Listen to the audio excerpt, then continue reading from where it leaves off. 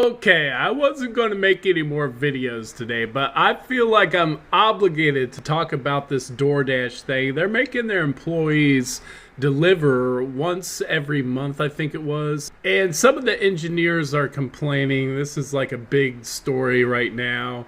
And the engineer who they're quoting the most often makes $400,000. And I guess the engineers aren't happy about going out once a month to deliver food. Now, the Young Turks covered this story, and I was reading through the comments, and it's amazing.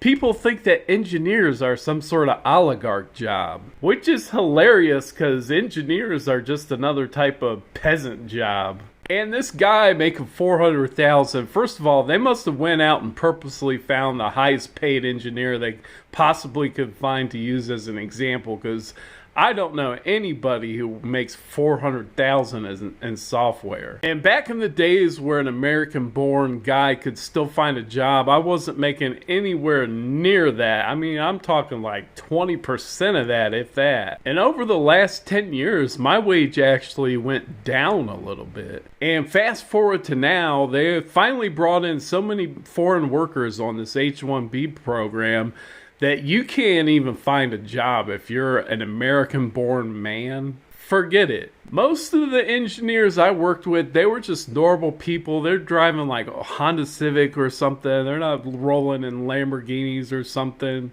They have college loan debt still. And on top of everything I've already said about this industry, the jobs really became like these temp jobs where it's like you're working for 6 months and then you got time off. So even though the pay is good, you have to be prepared to take time off between jobs.